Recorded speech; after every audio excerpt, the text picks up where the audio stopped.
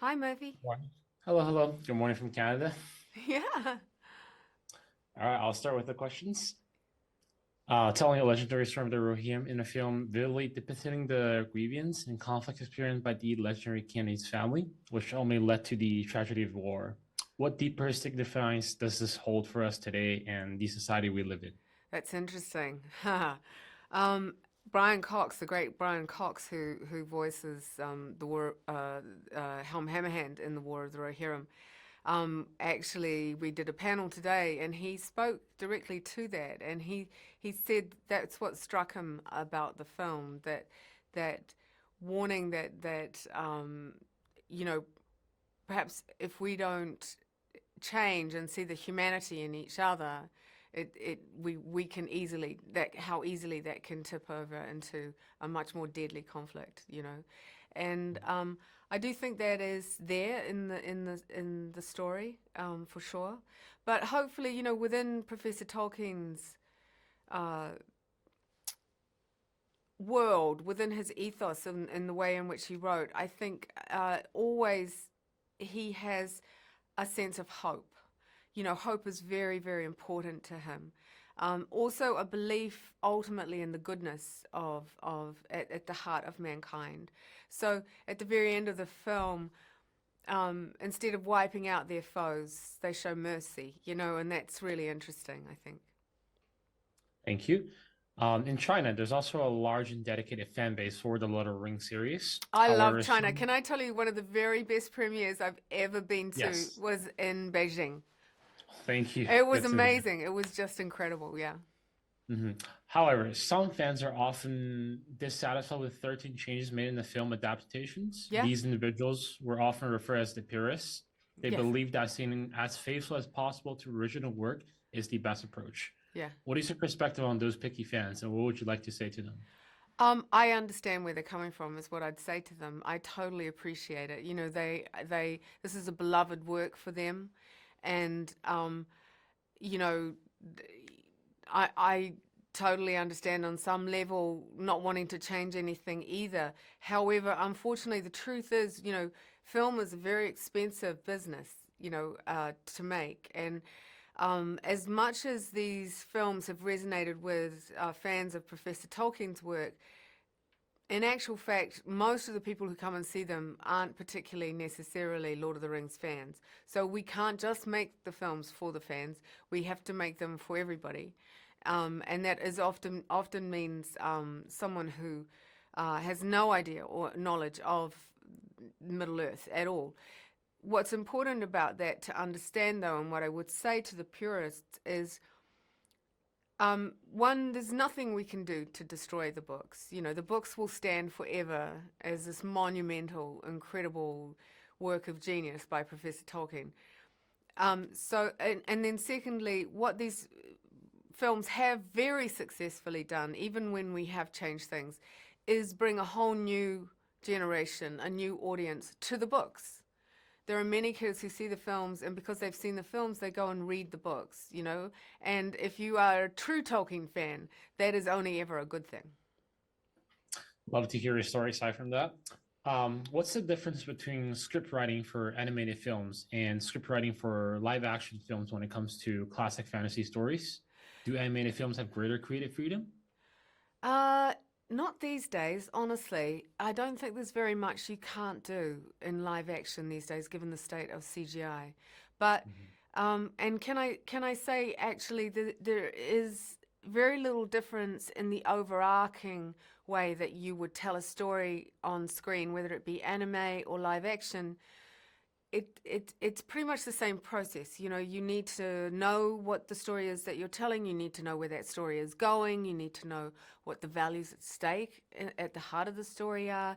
You need to understand the characters and what motivates them and drive. All of those things, all of those storytelling precepts remain, the same, no matter what you're doing. The difference happens more within the scenes, if you know what I mean. because within the scenes, especially when you're working with such a brilliant director as Kenji Kamiyama, is that you begin to understand it's going to be about how the camera moves, how the groupings are staged, how they physically interact, how the characters physically interact with each other. They use their bodies more to express emotions, for example, because you're not going to be able to push in on the eyes the same way that you would with a camera, in live action. Thank you. In Tonkin's work, there's no detailed description of the Hell Hammerhand's daughter, Hera, Yeah. and yet she's the protagonist of the story. Yeah. There's unprecedented in the tradition of the Lord of the Rings movie series. Were there any reference that were taken into account in creating this character?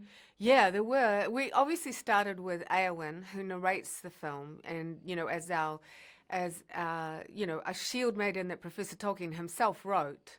But then we also went and looked further in the books. There's actually a lot of references to the culture of Rohan within, not just in the appendices, but right through all the books, obviously. And so there was a lot of information that we already knew about them. We also had a sense of where the settings were going to be, what the Hornburg may look like, etc. And then we also went and looked outside of Professor Tolkien and into some of the sort of the histories of, for example, Anglo-Saxon women, the Norse tales, people from history that we were able to draw upon. And, within Chinese culture and of great Chinese films that I've seen, that kind of female character is often represented. So, you can also draw upon the great Chinese filmmaking tradition. Thank you. There are several key characters in the film that are not described in detail in the original work. In addition to Hera, there's her hot-tempered father, Helm, and Wolf, who wages war for revenge. Mm-hmm. How will these characters be brought to life? What noteworthy elements and innovation can we expect in the portrayal and development of these characters? Yeah, well, first thing you do is you make sure you cast really good actors, which is what we did when we cast Brian Cox to sort of help us bring the character of Helm Hammerhand to life. I know in China, for example, they are going to have different actors. I've heard great Chinese actors voice those characters. The actors give so much to making the characters feel real and not just these 2D, drawings.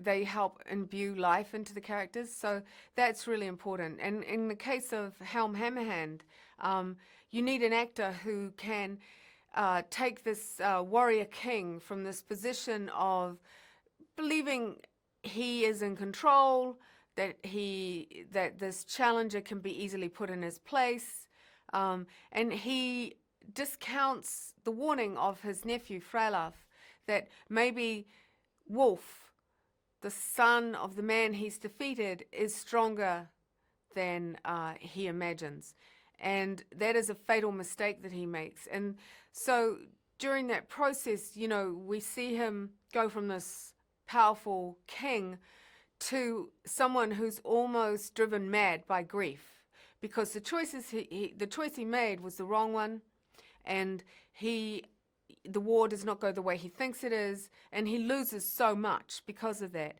And it's a wonderful story of redemption, because what happens is he reaches his lowest point, and at his lowest point, when you think he's literally been driven insane,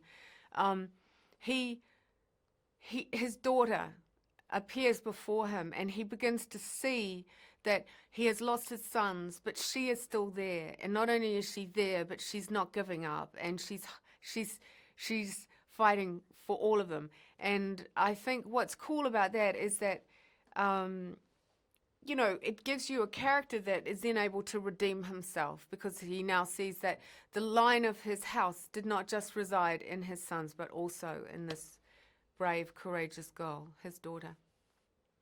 Thank you so much for all the answers. Hope you have a good day.